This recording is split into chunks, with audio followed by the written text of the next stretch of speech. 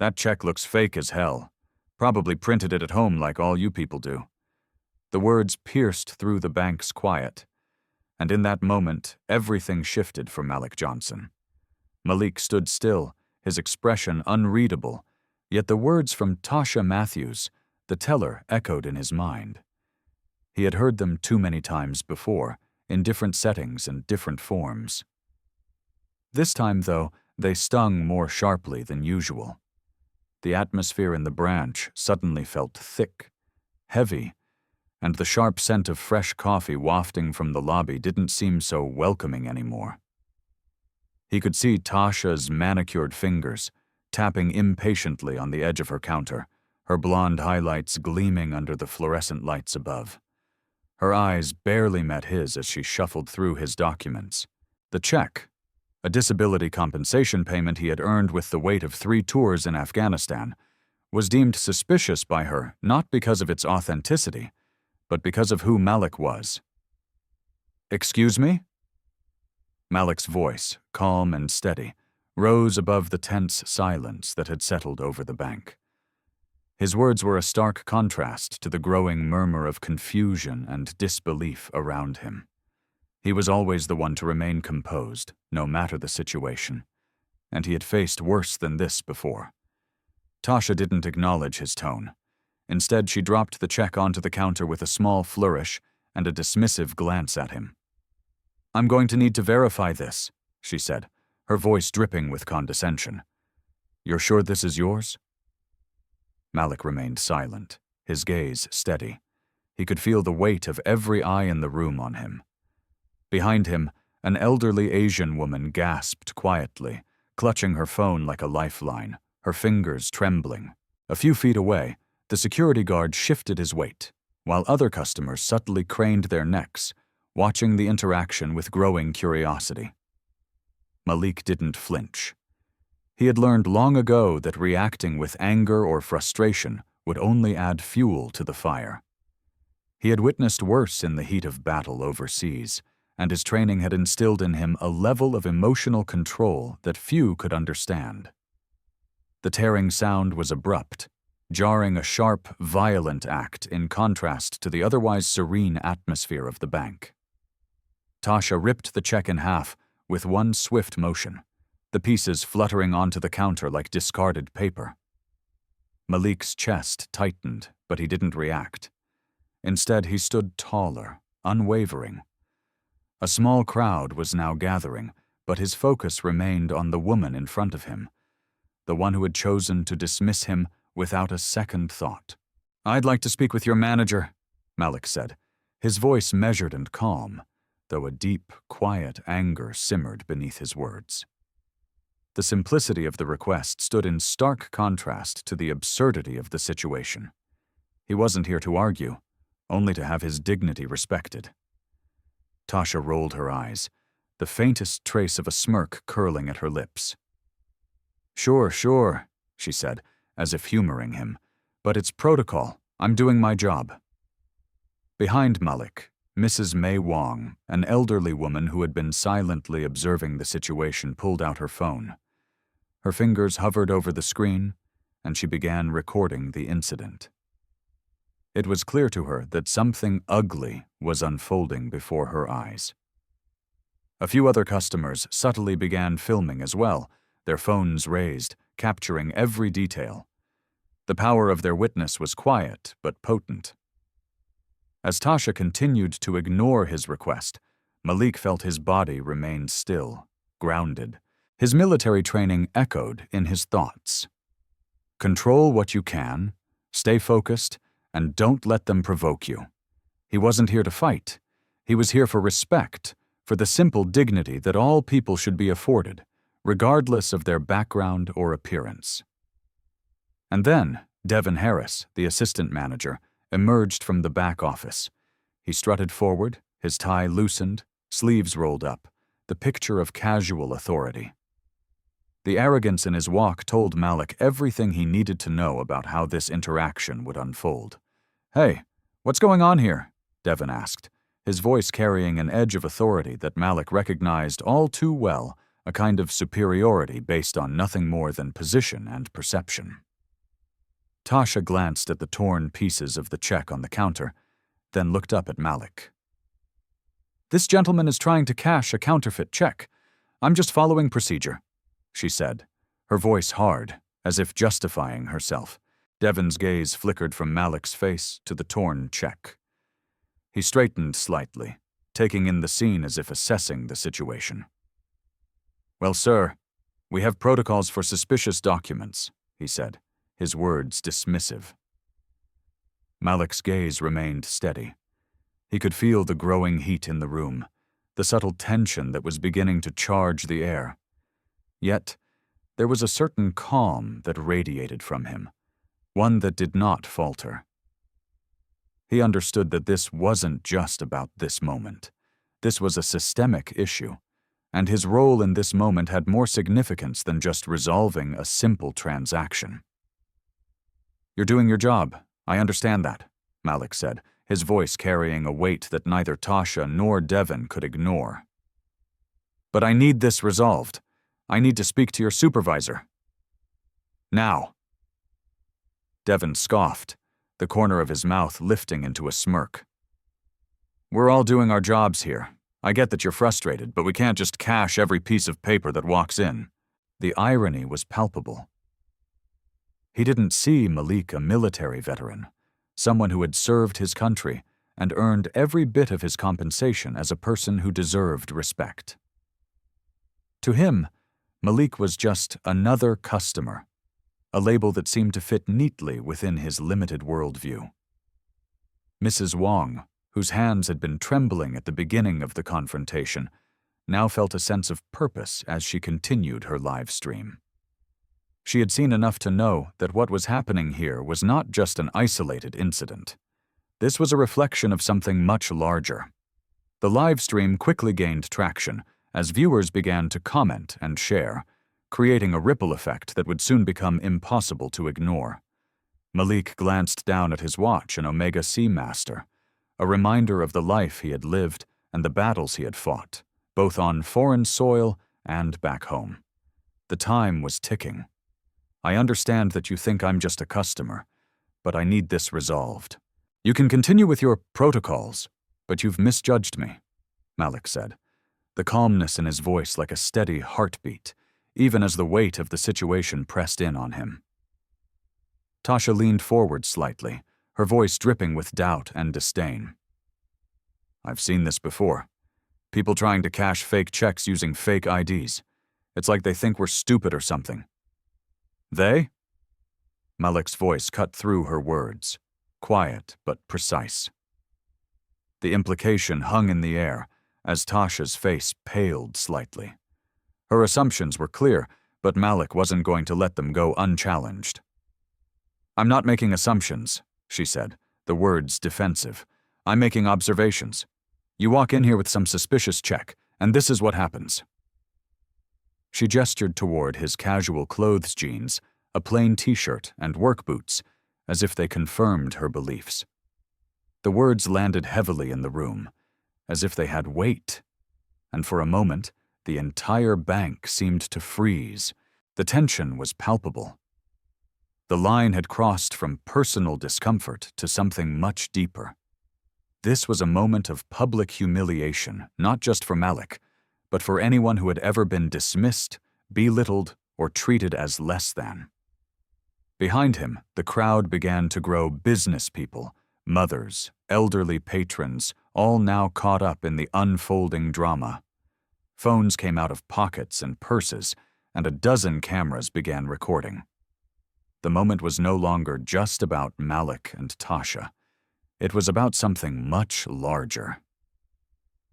"You walk in here looking like you do," Tasha continued, the words barely audible now as Malik's composure began to cast a shadow over her. "Looking like you do with some suspicious check and expect us to just hand over thousands of dollars." Her voice was shrill, her assumptions laid bare. "I don't look like anyone," Malik said quietly. "I look like me." His words hung in the air, and for the first time, Tasha hesitated. And then As if on cue, Malik's phone buzzed in his jacket. He glanced at it, seeing a brief message. Board meeting moved to 4 p.m. Your call. His thumb hovered over the screen for just a second before he slipped it back into his pocket. I need to speak with your manager now, Malik said once more, and this time there was no hesitation in his voice. The time for small talk was over. The moment of reckoning had arrived. Malik's request for the manager was met with a shrug and an air of dismissiveness, but he stood firm, his posture unwavering. The atmosphere in the bank had shifted from quiet professionalism to an undercurrent of unease, as though the air itself held its breath. Devin Harris, the assistant manager, emerged from the back office like a man who believed his mere presence could solve any problem. He strode confidently across the marble floor, his tie loosened and sleeves rolled up, embodying the image of a man who operated on authority rather than genuine understanding.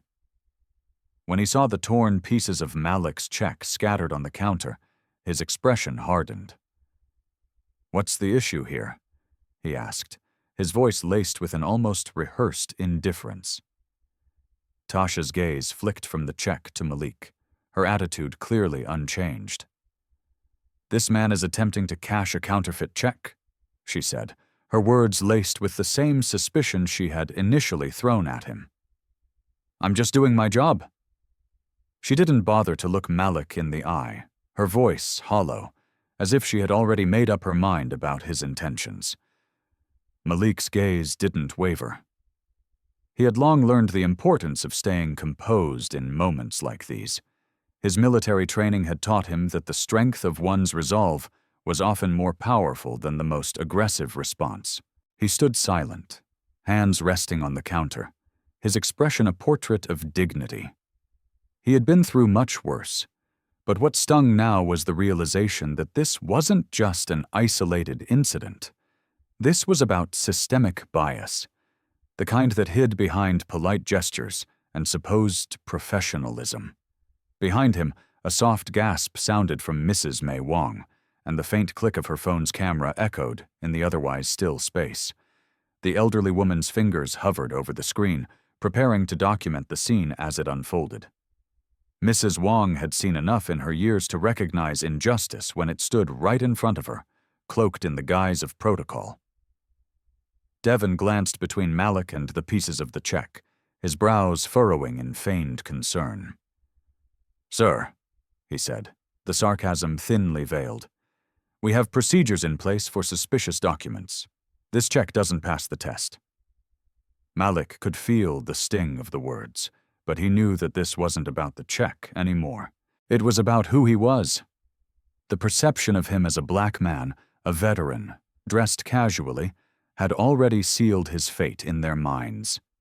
He had faced this kind of discrimination too many times before in stores, in restaurants, and, sadly, even in places where people were supposed to serve and respect him. But today, he wasn't going to let it slide by.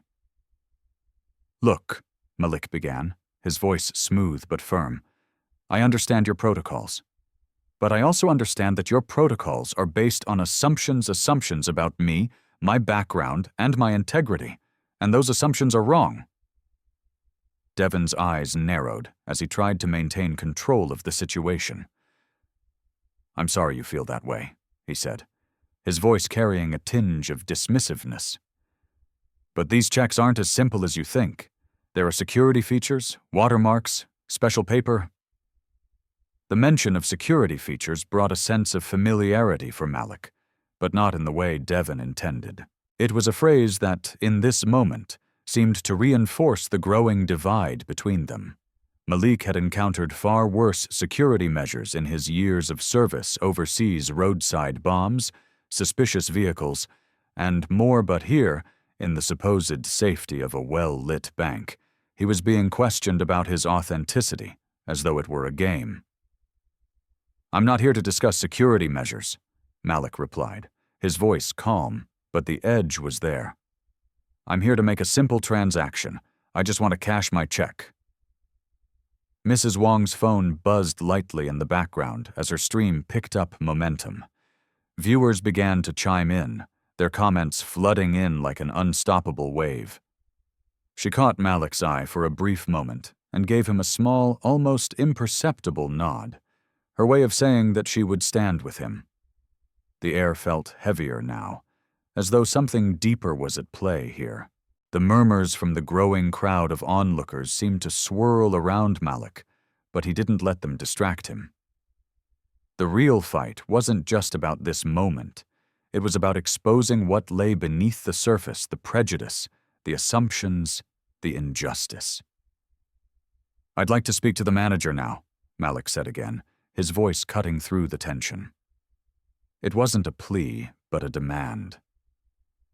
Devon seemed to hesitate for just a second, an almost imperceptible shift in his demeanor. His gaze flicked to the growing crowd, and then to the check again, as if he was trying to find something to justify his actions. His hands gripped the counter for a brief moment before he straightened up.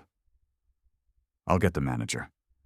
But this isn't over," he said, his words edged with the tone of someone who felt they were in control. "Just follow the rules." As Devon turned to leave, Malik's phone buzzed again. This time it wasn't just a simple notification. It was a message that spoke louder than anything the bank employees could say. "Board meeting moved to 4 p.m. Your call." Malik's thumb hovered over the screen for a moment before he locked his phone again. His internal resolve remained unbroken. The bank was about to feel the weight of its actions, but Malik knew it would take more than just a phone call to resolve this. The minutes stretched on, and Malik could feel the eyes of the crowd on him. The pressure was mounting, but the knowledge that this moment was bigger than himself steadied him. He wasn't just fighting for his dignity anymore. He was fighting for the countless others who had faced this same prejudice but never had the chance to stand up. Behind him, the door to the back office opened with an air of authority. The manager emerged, her posture perfect, heels clicking sharply against the marble floor. She walked toward Malik like someone who was prepared to manage a crisis, though she had no idea how large the storm was that she was about to confront. Her name was Angela Torres, and today she would be forced to confront something much more difficult than a simple customer complaint. Angela's sharp eyes took in the scene, her gaze flitting from Malik to the torn check and back again. "What's the situation here?" she asked, her voice smooth but with an undertone of control that seemed to come naturally. Malik met her gaze directly, his expression unwavering. "I'd like to speak to you privately," he said, his tone matter-of-fact. The shift in the atmosphere was immediate. The air seemed to grow thicker, and the onlookers fell into a tense silence. The words he had spoken to Devon had been calm, but now, with Angela's arrival, the tension was palpable. As she moved closer, Malik could feel her eyes sweep over him, taking in every detail. Her gaze lingered just a moment longer on his work boots, his faded jeans, his casual t-shirt, a subtle judgment, as if his appearance alone could somehow discredit him. In that moment, Malik knew that this wasn't just about the torn check or the simple act of cashing a disability payment. This was about an institution that had decided, long before he had even entered the door, what kind of person he was based entirely on what they thought he looked like. "Let's talk," Angela said, gesturing toward her office, as though leading him into the lion's den. Malik nodded, but as he walked toward her office, he knew this was just the beginning. "If this doesn't get resolved soon, I'll be forced to take further action," Malik says, his voice calm, but the weight of the words sinks in. As Malik steps into Angela Torres's office, the door closing softly behind him, he doesn't take a seat. He stands, facing the manager with a measured intensity. The room, though spacious, feels small in this moment, as if the walls are closing in on the reality of the situation. Angela's office is pristine, the modern furniture meticulously arranged, and the soft hum of the air conditioning provides an almost eerie background noise to the tension between them. Angela Torres had the look of someone who prided herself on professionalism, someone who could diffuse any situation with the right combination of authority and charm. But as she glances at Malik, she can sense that this is no ordinary encounter. The calm demeanor of the man before her doesn't align with the stereotypical image she had painted in her mind. She expected anger, frustration, a man ready to fight, but instead, she's met with an unyielding stillness that seems almost unsettling. Malik, for his part, is perfectly composed. He had already anticipated this moment, not just the confrontation with the bank staff, but the inevitable denial of his dignity. It was a familiar feeling, one he'd experienced countless times in his life. The quiet underestimation, the assumption that he didn't belong, that he wasn't worthy. He had long ago learned to let that slide off him, but today was different. Today, he wasn't going to let it go. "You know," Malik begins, his voice low, but each word clear and deliberate. "I understand you think I'm just some random customer, but I'm not. This situation, it's about more than just this check." He pauses for a moment, letting the words sink in. "I'm here because of something deeper, something that's been happening far too long, and I won't let it slide this time." Angela's eyes narrow slightly, her composure never wavering, but something shifts in her demeanor. She can feel the gravity of Malik's words, though she's not yet sure what to make of them. "I understand you're frustrated," she says, her tone still professional, but there's an edge to it now, as if she's trying to regain control of the conversation. "But these checks, they're not always easy to verify. There are protocols in place for a reason." Malik doesn't flinch. "Protocols," he repeats, his tone almost dismissive. "Protocols that make assumptions about people based on what they look like, what they wear, where they come from. Protocols that don't take into account the full story of who someone is." The silence between them stretches, and Angela suddenly feels the weight of the words she's been avoiding. She hadn't expected this level of resistance. But the truth is, she didn't want to hear it. Not from a man who had dared to challenge her authority. The silence is broken by a soft buzz. Angela's phone vibrates on her desk, but she doesn't reach for it. She knows it's not an important message. Not in this moment. Her attention remains on Malik, who stands still, unfazed, as if this moment of confrontation were just another chapter in a long, hard-fought battle. "You don't get it, do you?" Malik continues, his eyes locking with hers. "This isn't just about the check or some error in protocol. This is about a system that's designed to see people like me as threats before we've even spoken a word." He steps closer to her desk, his calmness now matched with a quiet intensity.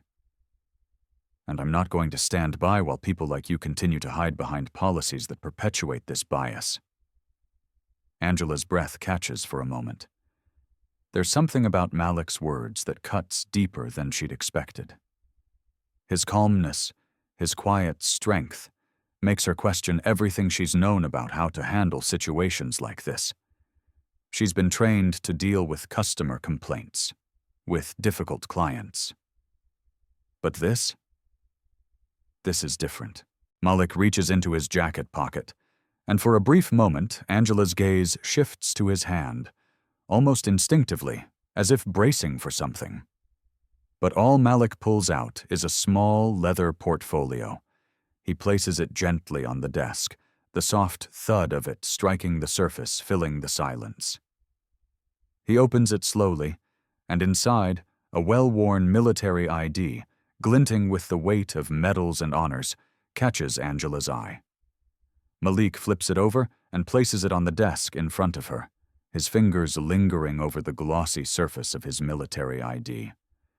Purple Heart, Bronze Star, Combat Infantry Badge. The words are a quiet testament to his service, to his sacrifice, to the history that Angela and the bank staff knew nothing about. I've served this country. And you're telling me that my disability check, the one I earned, isn't good enough because of how I look?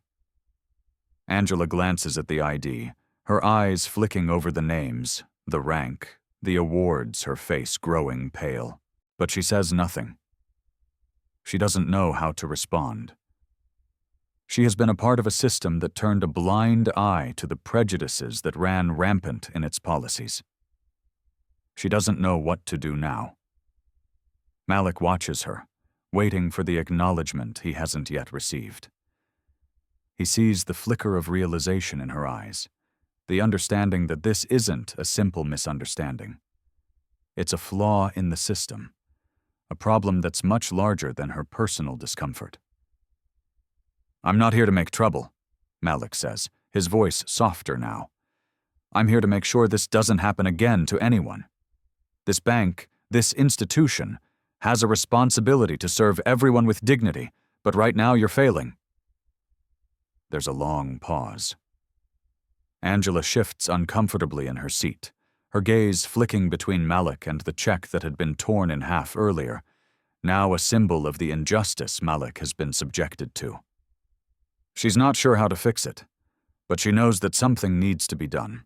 The weight of her position, the weight of the responsibility she holds in her hands, is suddenly so much heavier. Malik remains still, his gaze unwavering, and the silence between them stretches on. Finally, Angela picks up the military ID from the desk, her fingers trembling slightly as she examines it more closely. I didn't know, she admits, her voice quieter now, almost a whisper. I didn't know who you were, but I should have. Malik nods, his expression softening for the first time. That's the point, he says simply. It shouldn't matter who I am. No one should be judged by how they look or where they come from. We all deserve dignity. Before Angela can respond, a sharp knock at the door interrupts the moment. A junior manager enters, holding a clipboard. The energy in the room shifts once more, but the change isn't lost on Malik. He stands up straighter, knowing that the moment has passed and something larger is about to unfold. The junior manager, unaware of the tension that's just passed, looks at Malik with a smile that falters when he notices the scene in the room. Angela shoots him a look, and he immediately steps back, sensing the gravity of the situation. Malik looks at the manager, then back at Angela, knowing that this conversation is far from over.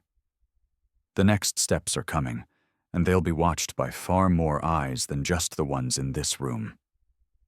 Malik's face appeared on screens across the country, but the real story was just beginning. The live stream had gone viral. Mrs. May Wong, who had first taken out her phone to record the injustice, had become the unintentional catalyst for a movement. As she shared the footage, it spread like wildfire, leaving a trail of shocked viewers, furious comments, and a public demand for justice. People from all walks of life, from the young college student to the elderly veterans, watched as the humiliation of one man in a bank turned into a national conversation. Malik's calmness, his measured words, and the weight of his identity as a decorated veteran who had served this country had struck a chord. But even as the video continued to gain traction, Malik knew that this moment would only mean something if it led to real change. It wasn't enough to simply expose the discrimination. It had to be confronted head-on, and systems had to be held accountable. He had already stood up for himself, but now he was ready to ensure that the institution itself faced the consequences of its actions. The following morning, Union Financial Services was in crisis mode. The bank's corporate offices, housed in a sleek building with large windows that overlooked the city's skyline, buzzed with activity. Employees in suits walked briskly through the hallways, trying to maintain a semblance of business as usual, but the air was thick with tension. The story had made the front pages of newspapers, and every major news outlet was covering the incident. The hashtag, #Unashof banking bias, was trending worldwide.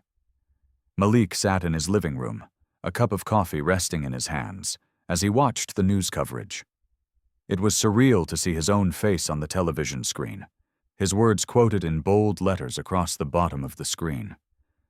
But as the reporters analyzed the incident and discussed the bank's next steps, Malik's thoughts remained focused on one thing.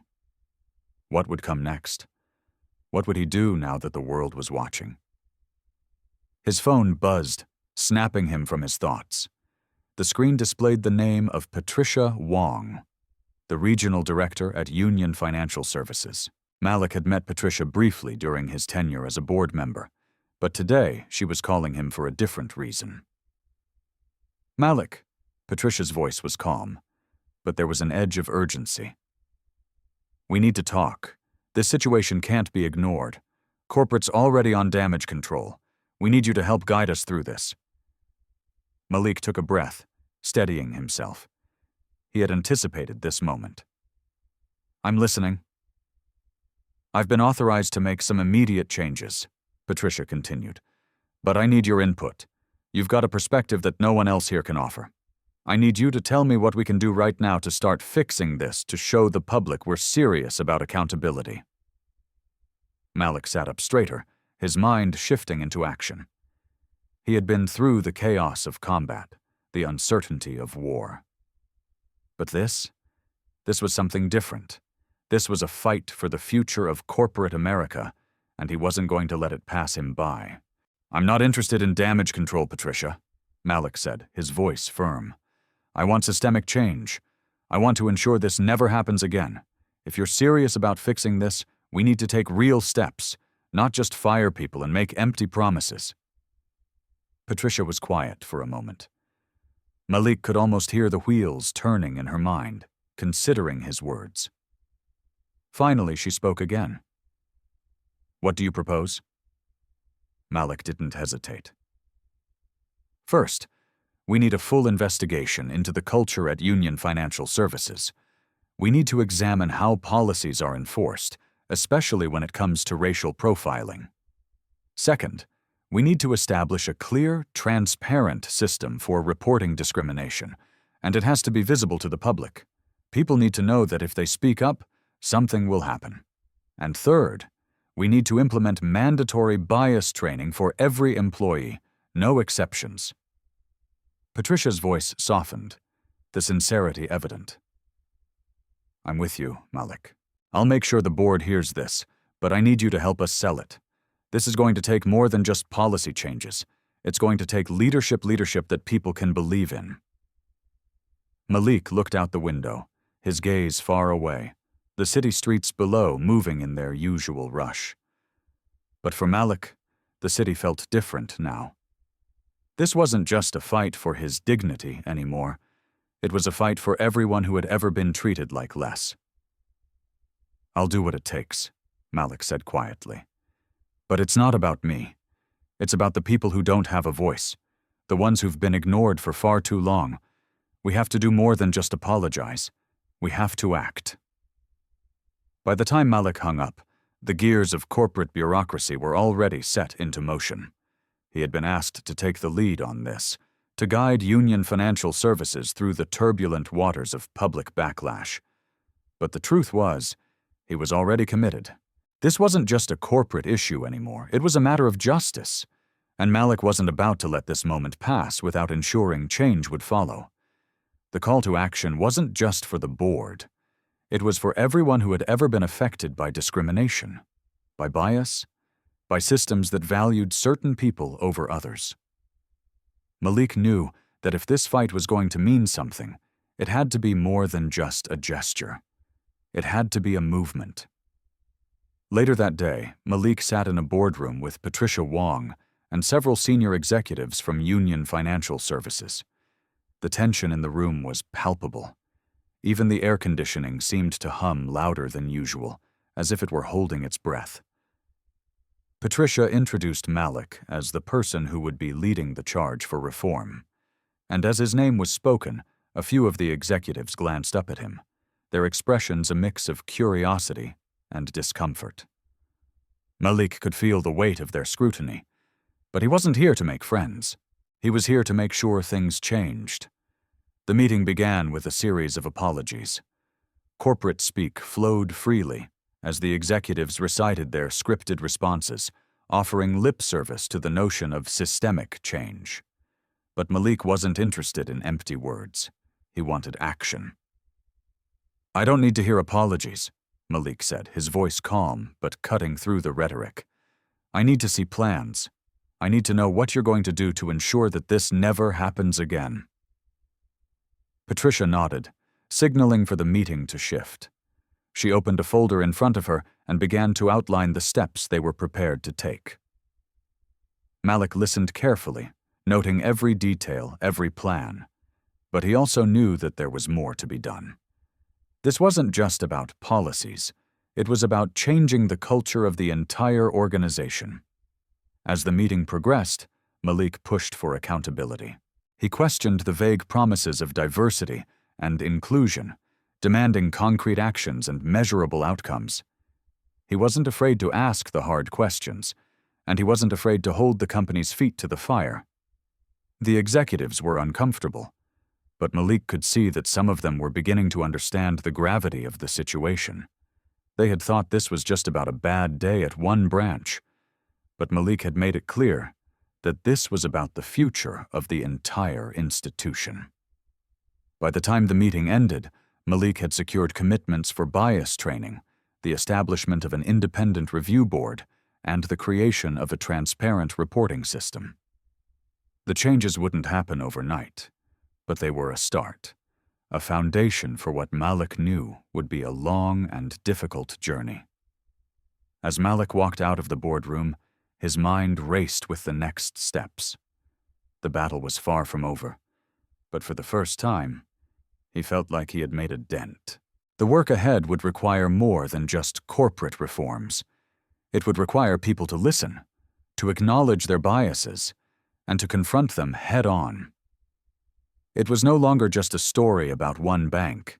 It was a story about all the people who'd been treated unfairly and dismissed. Malik sat in his apartment the morning after the press conference, the weight of the previous day settling heavily in his bones. The phone rang constantly, the screen lighting up with notifications, messages from reporters, activists, and even people he didn't know. Social media was abuzz, but as the messages flooded in, Malik couldn't help but feel a sense of purpose. The world was finally listening. The incident in the bank, one that had begun as a personal moment of injustice, had quickly snowballed into a public reckoning. This wasn't just his fight anymore. It was a fight for anyone who had been dismissed or overlooked. The viral video, the hashtag #BankingBias, the public outcry, it had all transformed into something much larger than what he had anticipated. His phone buzzed again. It was a message from Patricia Wong. "Malik, we're organizing a press conference this afternoon. We need to address the changes we're implementing and the steps forward. It's time to show people we're serious about reform." Malik stared at the message, his thoughts running through the logistics of what was about to unfold. He had known this moment would come: the public scrutiny, the wave of reporters and cameras, the questions he would have to answer. But now, as the day approached, he understood the gravity of it all. This was more than just a moment of personal redemption. This was about making sure that real change could come from a system that had long been broken. He dressed carefully that morning, choosing a simple suit that gave him the appearance of quiet authority. He didn't need to stand out. He didn't need to be flashy. Today was about the message, not the man. And the message was clear. Accountability, transparency, and the dignity of every person who walked through those doors. The press conference was held at Union Financial Services headquarters, an imposing glass building that loomed over the streets of downtown Atlanta. The air was thick with anticipation, and a small crowd had gathered outside, their phones raised in unison, capturing every moment. Inside, the room was filled with reporters, their cameras flashing and microphones held high. Malik could feel the weight of their gazes, the pressure to get this right. Patricia stood next to him, her usual composed demeanor now edged with a hint of nervousness. The executives from the bank were seated at the front, waiting for Malik to speak. But this moment wasn't for them. This was for the people watching at home, for everyone who had been overlooked or judged simply because of who they were. The moderator, a reporter Malik had seen on television before, stood up and cleared her throat. "Good afternoon, everyone," she began, her voice calm and professional. "We're here today with Malik Johnson, a board member of Union Financial Services, who has been leading the charge for accountability and reform after an incident involving racial profiling at one of the bank's branches. We'll begin with a few questions." Malik stood tall, his eyes scanning the room, taking in the faces of the reporters. This was his moment to speak not just for himself, but for everyone who had ever been dismissed because of their race, their background, or their appearance. He had already fought this battle once, but now it was about more than just confronting individuals. It was about confronting the system itself. The first question came quickly, cutting through the tension. "Malik, can you explain to us what changes Union Financial Services is going to make in the wake of the viral incident?" Malik didn't flinch. He had prepared for this. "We're implementing immediate changes," he said, his voice steady. "We're conducting a full investigation into the incident, but we're also looking at the broader picture. It's not just about what happened that day. It's about the culture that allowed it to happen. We're introducing new protocols to ensure that no customer is treated like that again. We're creating a transparent system for reporting discrimination, and we're launching mandatory bias training for all employees, starting immediately." The reporters scribbled in their notebooks, and the camera lights flashed brightly as they absorbed his words. But Malik knew that talk was cheap. This would mean nothing if the actions didn't follow through. Another reporter raised her hand. "Malik, some people are saying that this is just a PR move, that Union Financial Services is only making these changes because the public backlash has become too much to ignore. What do you say to that?" Malik took a deep breath, choosing his words carefully. "I say that real change doesn't happen in the absence of pressure. Yes, the public response has been loud, and it should be, but that doesn't make it any less real. We're not doing this to save face. We're doing this because it's the right thing to do. This isn't just about protecting the bank's reputation. It's about ensuring that every person who walks into this institution, no matter who they are, is treated with respect." Patricia stood beside him, her eyes scanning the room. She could feel the shift in the energy, a subtle but powerful change. This wasn't just a speech. This was a declaration. The questions continued, one after another, each reporter trying to probe deeper, to find cracks in Malik's resolve. But he didn't waver. His answers were measured, firm, and consistent. This wasn't about spinning a story or trying to win approval. It was about creating a legacy of change that would last long after the press conference ended. Malik had expected some pushback. But the questions were becoming more pointed, less about the future of Union Financial Services and more about Malik himself. One reporter, a young woman with piercing eyes, raised her hand. "Malik, how does it feel to be the face of this movement? To represent those who've been mistreated by this system?" The question caught Malik off guard, but only for a moment. He had always understood the importance of his position, but this was the first time he felt the full weight of the responsibility. He wasn't just a man trying to get his check cashed. He was now the embodiment of every person who had ever been underestimated. "It's not about me," he said, his voice quiet but resolute. "It's about everyone who's been told they don't belong. It's about every person who's been pushed aside because they didn't fit the image of who the system thinks they should be. This is for them, not me." There was a brief silence in the room. The reporters looked at each other, their pens still poised in the air. Malik's words hung in the air like a challenge, not just to the people in the room, but to everyone who had ever turned a blind eye to injustice. Then, out of nowhere, a familiar face appeared in the crowd. Devin Harris, the assistant manager from the bank, stepped into the room, his posture stiff and uncertain. His eyes met Malik's for a moment, and the tension between them was palpable. The cameras captured the brief exchange, the significance of it not lost on anyone in the room. Malik could feel the collective breath of the room held in anticipation. This was the moment he had known would come, the moment when the institution had to face the consequences of its actions. And now, Devin Harris, the man who had treated him like a criminal, was standing there, a symbol of the very system Malik was fighting against. Malik's gaze never wavered as Devin stood there, a man caught between his actions and the reality of the moment. The day after the press conference, the phone calls kept coming, and Malik knew the real work was just beginning. As Malik stepped out of the elevator into the bustling lobby of Union Financial Services headquarters, he felt the weight of the world on his shoulders.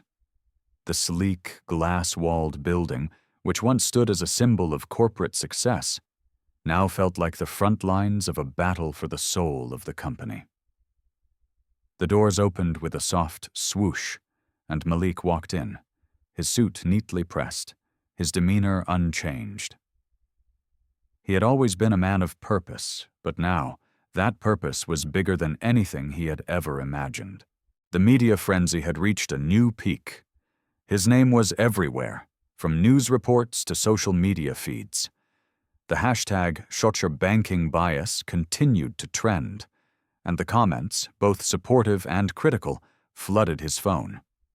The nation was watching, waiting for what would come next. He couldn't afford to fail. Not now. Not when so many had put their faith in him. "Mr. Johnson," a voice called from across the lobby. Malik turned to see Patricia Wong, the regional director who had quickly become his ally in this mission. She was dressed in a sharp black suit, her face tight with the pressure of the situation, but there was an unmistakable determination in her eyes. She waved him over, and as he approached, she offered him a brief but encouraging smile. "We've been making calls all morning," Patricia said, her voice steady but with the undercurrent of urgency. "The board's behind you. We've already started drafting the new protocols. The bias training will be implemented next month, and the complaint system goes live in a week. But we need to make this visible. We need the public to see that we're committed to change." Malik nodded, but inside, his mind was racing. "And what about the rest of the company?" he asked. "The employees who were complicit in this? What are we doing to hold them accountable?" Patricia's face tightened. She had been the one to oversee the crisis management and damage control, but the real work was about to begin. "Devin and Tasha have been suspended for now," she said, her voice low. "Angela's been reassigned to a regional office, but we need to do more. We need to show the world that this isn't just about those individuals, it's about changing the entire culture of this place. If we're going to move forward, we have to be transparent, and we need everyone on board." Malik's gaze drifted to the large glass windows, which offered a view of the city's skyline, as though he were looking beyond the immediate issue. It wasn't just Union Financial Services that needed to change. It was the entire financial sector.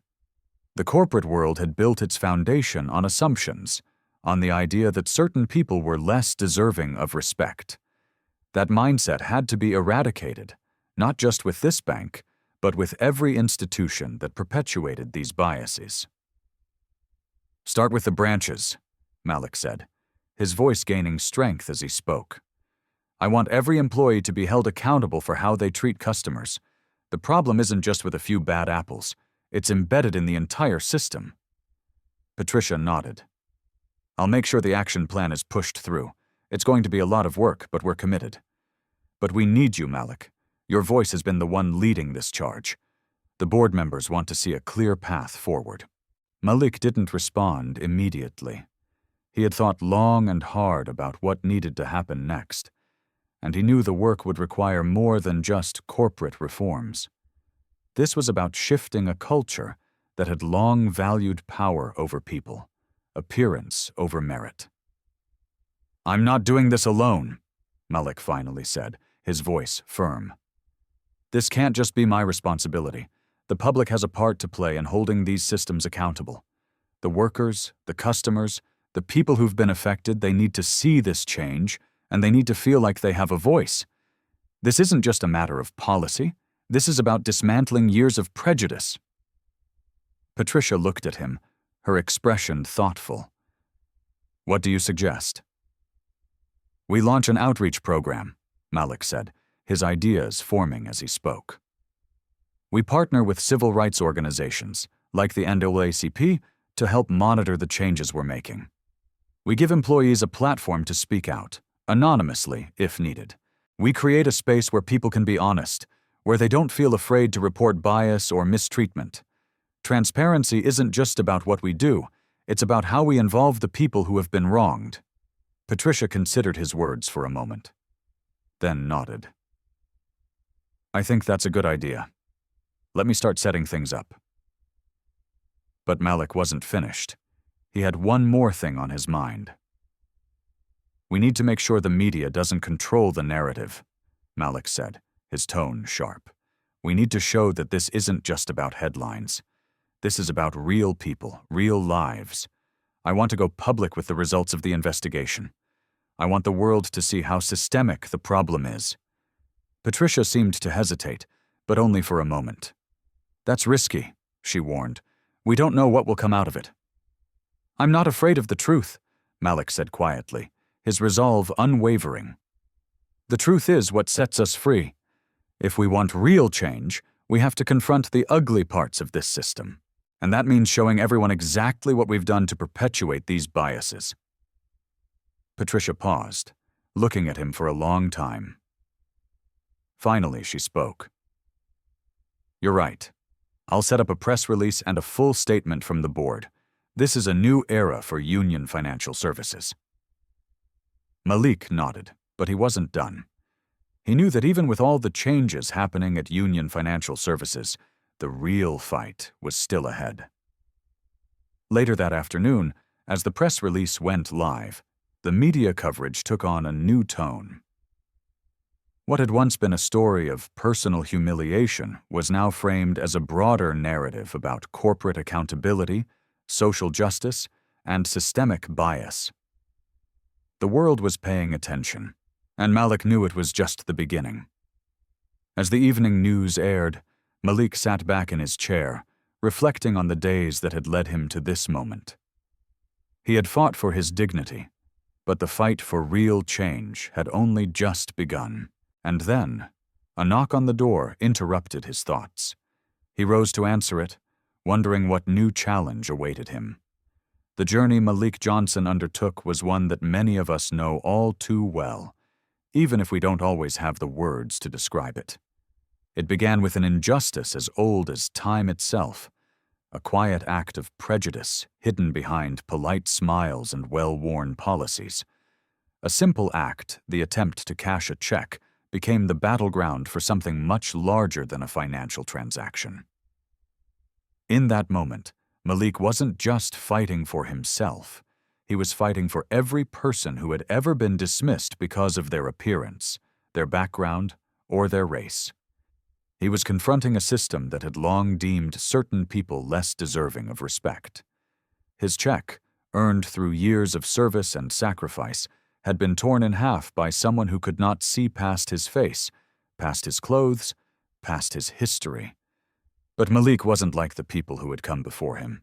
He wasn't the angry man ready to fight with words or fists. Instead, he stood in the quiet strength that comes from knowing who you are and what you stand for.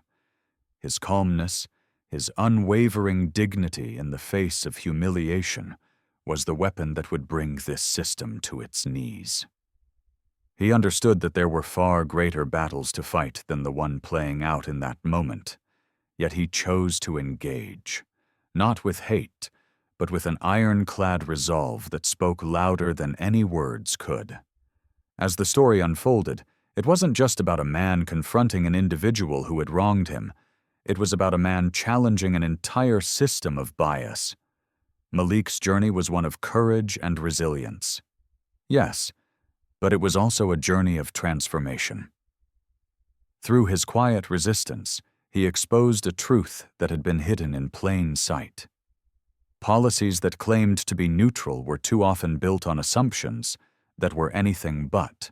Those who thought they could hide behind corporate shields, behind rules and regulations that dehumanized people like Malik, were now forced to reckon with their own complicity. The real test of Malik's strength wasn't in his ability to stand tall when confronted. It was in his willingness to forgive, to look at those who had wronged him, and see them not as enemies, but as human beings who had made choices within a system that needed to change. That change didn't come from anger or retaliation. It came from a commitment to something greater than personal revenge. It came from Malik's ability to see beyond the individual and recognize that the system itself and the people in it needed to evolve. Through the media coverage, through the wave of public opinion that followed, and through the courage of those who stood by him, Malik began to see the true power of allyship. Sokum Mei Wong, the elderly woman who had taken out her phone and simply pressed record, became an unlikely hero in this story. Her quiet act of rebellion against the status quo had sparked a national conversation. The viewers who shared her stream, the people who commented with their own stories of injustice, had shown Malik that he was not alone. This wasn't just one man against the system. It was a collective voice, rising together to demand respect, to demand change. In the end, Union Financial Services was forced to confront its own failures, its own deeply ingrained prejudices. But the journey didn't end with corporate reform. It was only the beginning of a larger conversation, one that would extend beyond the walls of the bank and ripple through the very fabric of society. It was a conversation about dignity, about human worth, and about the importance of seeing one another not through the lens of race or class, but as equals. As Malik took the steps toward real change, he knew the fight wasn't over. There would be more battles, more setbacks, but this was the moment that mattered. The moment when he stood up, not for revenge, but for justice, for the countless people who had been overlooked, for the families who had been told they didn't belong. This wasn't just about him. It was about everyone who had ever been told they weren't good enough. And in the quiet of his thoughts, Malik knew the ultimate truth. This was not the end of the journey. It was only the beginning. Change didn't come from policies. It came from the heart, from the courage to confront the ugly truths and demand better for everyone. Malik's fight had been long and hard, but it had shown the world that one voice, one act of courage, could start a wave of transformation. He had shown that when you fight with dignity, when you fight with quiet strength, there is nothing that can stand in your way. This is a story that echoes through the ages, a story of resilience, dignity, and the unshakable belief that we all deserve respect. It's a reminder that true power isn't about domination. It's about lifting others up, standing firm in the face of adversity, and pushing for change, no matter the cost. And so, as Malik walked away from the battle that had shaped him, he knew that the journey wasn't just his anymore. It belonged to all of us, to every person who had ever faced the sting of prejudice, the weight of judgment, or the pain of being silenced. Because the truth is, in the fight for dignity, every story matters, and every voice has the power to change the world. Philosophy remains. True change starts with the courage to confront the uncomfortable truths and demand better for everyone. If you believe in fighting for justice, for dignity, for equality, leave a comment with the number 1. Subscribe to our channel to hear the next story, where we continue to explore the quiet power of resilience and how together we can make a difference.